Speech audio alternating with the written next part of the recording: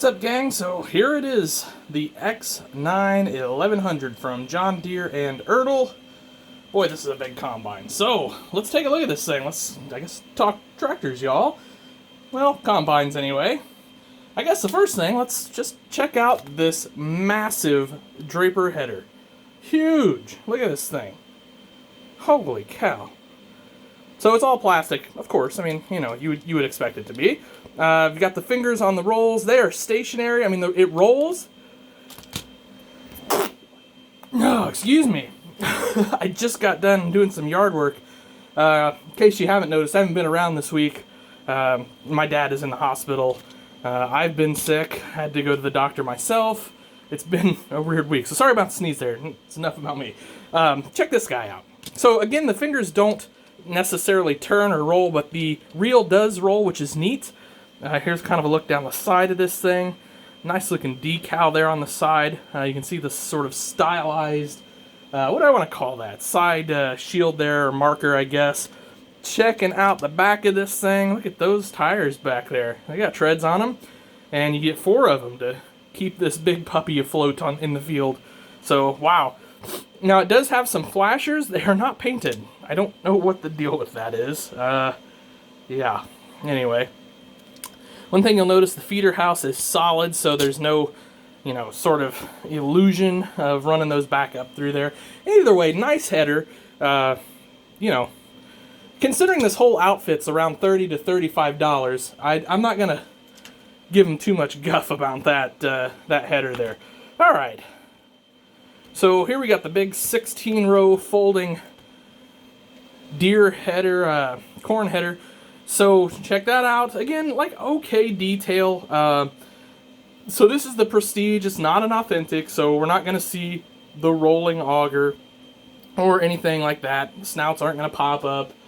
You know, it's going to be pretty plain Jane, obviously, but it looks okay here on the big combine. This combine itself looks very nice. Lots of plastic. I mean, I think that's to be expected. All this is plastic. Your entire undercarriage is plastic. So just be forewarned. I'm going to pop this header off real quick so we can look at this. I'm holding the camera with one hand and shooting with the other. And you can hear the gentle hum of the 3D printers back there. I'm trying to catch up on things where I've literally been gone for a week right now. So, okay, so the feeder house, boy, there we go. Technically raises and lowers. It's super stiff, but it does have the cylinders there. So I suppose if you want to work with that, you can make it work. Duals on here, big duals. They look okay. They look very, very plasticky though. Definitely an area where some custom tires would look great there. Rear tires, I was a little disappointed they do not turn, or not, you know, they don't pivot. They pivot, I'm sorry, a little bit, but they do not steer. I was a little disappointed in that. I expected steering tires on this thing. I don't know why, but I did. The ladder does fold forward. You can see sort of simulated handrails there. And then up here we get actual handrails. Looks okay. Little thick, but that's to be expected from a sort of play model, if you will. And then we've got the upper handrails. They kind of, if you notice, they kind of lean in a little bit, which is a little goofy. They should be, you know, more like that. But again, it's okay. $35 tractor, $35 combine, not a bad deal. Mirrors look good on here. And let's take a look at that interior. You do see we have a nice interior with your monitor seat, your buddy seat, or I guess we're supposed to call that instructional seats. Now, it's a buddy seat. Flasher on the side as well as those handrails there. They look okay. Some sort of simulated step grip up here looks alright. Coming around the side. Nice looking decal on here. Tampo, I guess. That's a really nice job there. Looks nice and crisp. Really easy to read. And then same with the back decals. Speaking of the back, so your auger double folds and pops over like that. And we'll give it the old Auger Wagon test here in just a minute.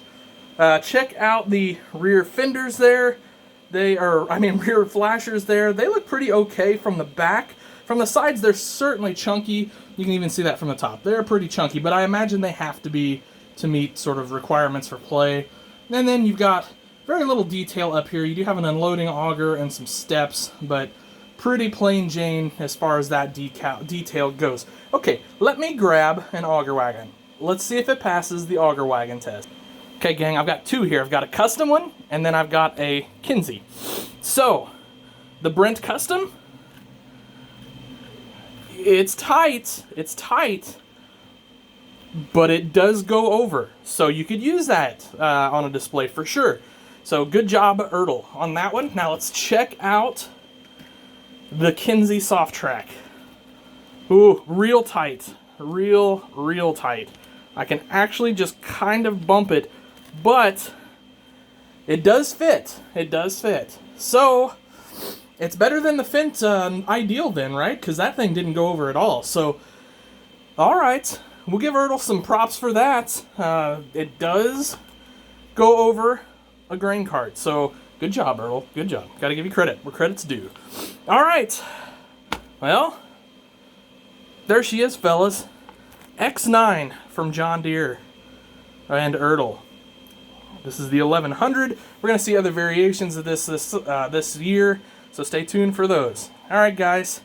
Thanks for watching. Thanks for your patience. Again, I appreciate it. Been a trying couple weeks. Been a trying couple months, actually, so really appreciate that, guys. Thank you all, and have yourselves a great day. Happy tractor hunting.